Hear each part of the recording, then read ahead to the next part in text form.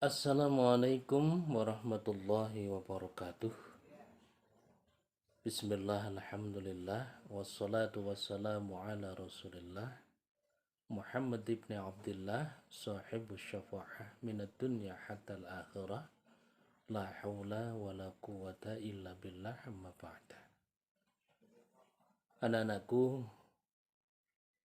SMAN Negeri 1 Subah yang berbahagia, pada kesempatan kali ini puja dan puji syukur sudah sepatutnya kita haturkan kepada Allah Subhanahu wa taala karena kita semua masih bisa menjalani hidup ini meskipun di tengah-tengah pandemi yang luar biasa dahsyat sedang menimpa negara kita.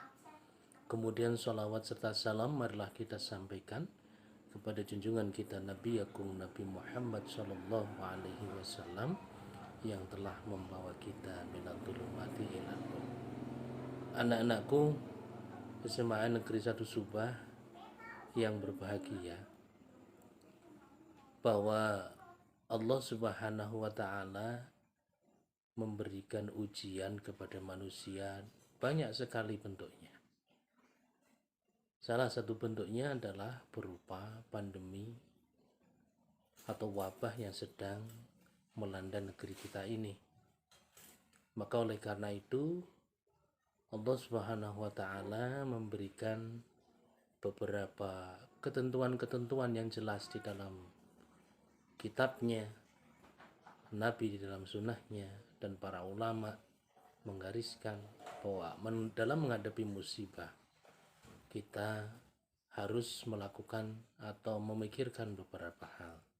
Yang pertama, bahwa segala bentuk musibah itu datangnya dari Allah, akan tapi hasil dari perbuatan manusia sendiri. Maka di tengah pandemi ini, di mana kita banyak ada di rumah, marilah kita banyak-banyak menjalankan ibadah sehingga kita punya banyak waktu untuk merenung, punya banyak waktu untuk introspeksi diri, sehingga kita bisa mencari-cari di manakah atau apakah kesalahan yang telah saya lakukan atau kesalahan apa yang telah dilakukan oleh manusia di dunia ini sehingga musibah ini begitu dahsyat melanda negeri kita maupun diri kita sendiri. Yang kedua, sebagai seorang muslim, kita dilarang oleh Allah Subhanahu wa taala untuk bersifat fatalistik, untuk bersifat cenderung kejabariyin, di mana kita memiliki pemikiran bahwa yo kabeh iki takdiri Gusti Allah, maka kita santai-santai saja. Kita tidak perlu menjalankan protokol kesehatan, kita tidak perlu menjalankan atau melakukan aktivitas yang bisa memperkuat imun kita. Toh kalau Allah belum masanya menentukan kematian kita, kita tidak akan mati. Kalau Allah belum menentukan masa sakit kita, kita tidak akan sakit. Ini adalah pendapat yang keliru, sehingga kita seolah-olah abai, seolah-olah mengabaikan terhadap protokol kesehatan. Ini tidak dicontohkan oleh Rasulullah Shallallahu Alaihi Wasallam. Maka apabila pemerintah menganjurkan kepada kita untuk lebih banyak di rumah, sholat juga lebih baik di rumah, kalau memang kondisi di sekitar kita membahayakan, itu patut untuk kita laksanakan. Karena apa yang jadi perintah dari pemerintah kita, ada kewajiban kita menjalaninya. Ati Allah wa ati Rasul wa ulil amri minkum. Rasulullah sendiri pernah mencontohkan bahwa yang namanya tawakal, yang namanya pasrah kepada Allah, itu bukan berarti pasrah sepasrah-pasrahnya, tetap harus ada usaha kita. Suatu saat ada sahabat yang datang ke masjid membawa onta. Ontanya kemudian diletakkan begitu saja di depan masjid, tidak diikat. Rasulullah bertanya, kenapa itu onta tidak kamu ikat? Si sahabat ini mengatakan, tawakal tu Allah, saya bertawakal kepada Allah. Rasulullah kemudian memberikan jawaban, wahai sahabatku, ikat dengan tali kuda itu, baru kamu bertawakal. Artinya kita berusaha sekuat tenaga dulu, baru kemudian kita bertawakal kepada Allah. Kalau kita belum berusaha apa-apa, kita tidak boleh mengatakan tawakal kepada Allah. Itu adalah hal yang bodoh, hal yang tidak baik, bukan hal yang sesuai dengan ajaran agama Islam. Kemudian yang ketiga, kita juga tidak boleh terlalu bersifat progresif, terlalu bersifat sangat usahanya hanya usaha duniawi saja, mati-matian usahanya, sampai kemudian timbul sifat paranoid, takut untuk melakukan aktivitas apapun, terlalu berhati-hati. Ini juga tidak baik.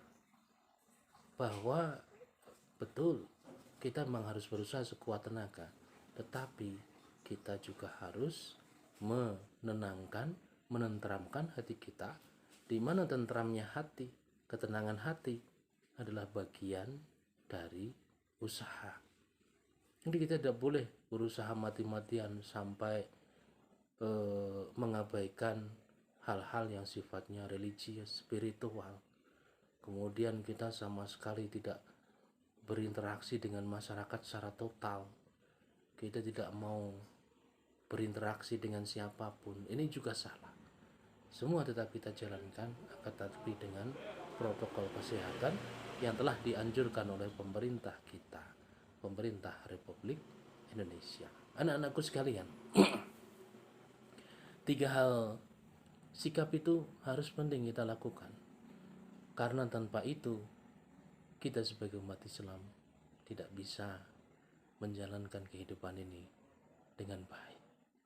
Bahwa pandemi ini adalah tantangan, pandemi ini adalah ujian keimanan. Allah berfirman dalam Al-Quran, ahasiban nasu ayyutraku ayyakulu amanna wa hum la yuftanun. Apakah manusia menyangka dia akan didiamkan begitu saja oleh Allah, sedangkan dia tidak dicoba? Jadi diketahuinya hamba itu beriman atau tidak, kualitas keimanannya bagus atau tidak, adalah setelah melewati ujian, setelah melewati beberapa tantangan yang diberikan oleh Allah Subhanahu wa Ta'ala.